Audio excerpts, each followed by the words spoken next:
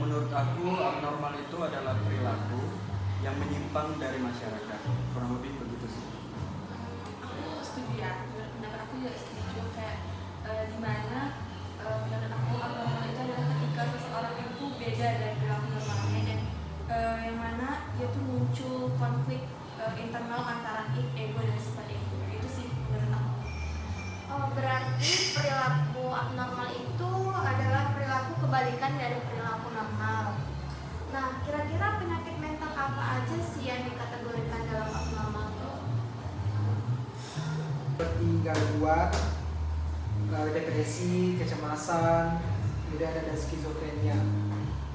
Baik. Menurut kalian orang yang memiliki gangguan mental itu bisa disebabkan oleh apa saja?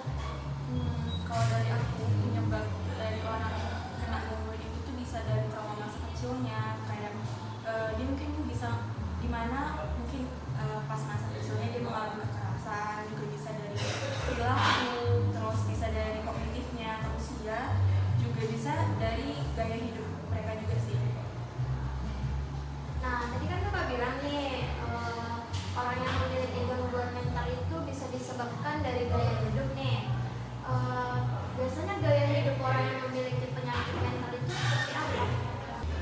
Biasanya perilaku gaya hidup yang membuat seseorang dapat mengalami gangguan mental itu dia seperti merokok, lalu memiliki tekanan darah tinggi, ada juga pengaruh dari obesitas, dan mereka cenderung memiliki aktivitas fisik yang tidak terlalu banyak dan dapat menyebabkan masalah pada kognitifnya. Gaya hidup yang tidak sehat tersebut, kira-kira ada tidak penyakit yang ditimbulkan dari gaya hidup yang tidak sehat? Oh, berarti yang penyakitnya itu ada banyak, Ya. tapi kami lebih mendalam ke tentang Iya. itu. Jadi kalau untuk penyakitnya itu sebenarnya ada banyak.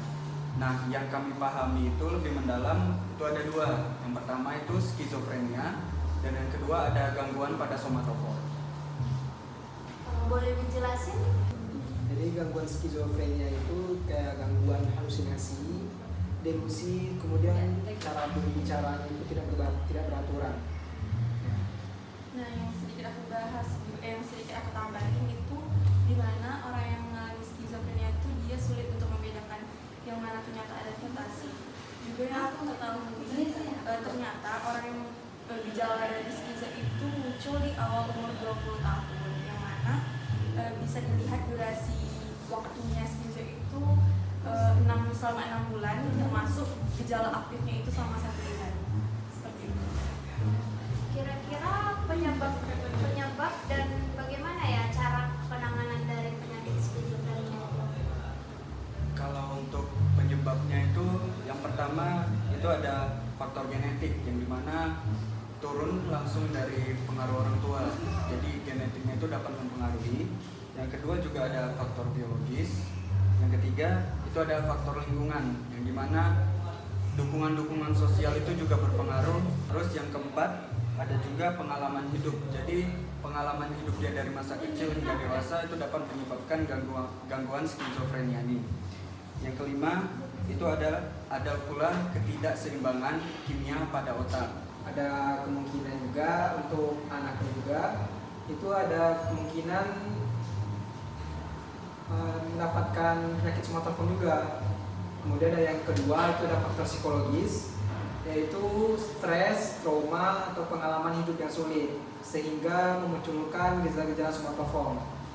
Yang ketiga itu ada faktor lingkungan, yaitu karena dukungan sosialnya yang rendah, kehidupan yang menantang. Jadi karena kondisi tersentuh, maka terjadilah somatoform itu. Nah, sekarang teman-teman udah pada tahu kan abnormal itu apa dan jenis-jenis penyakitnya itu apa.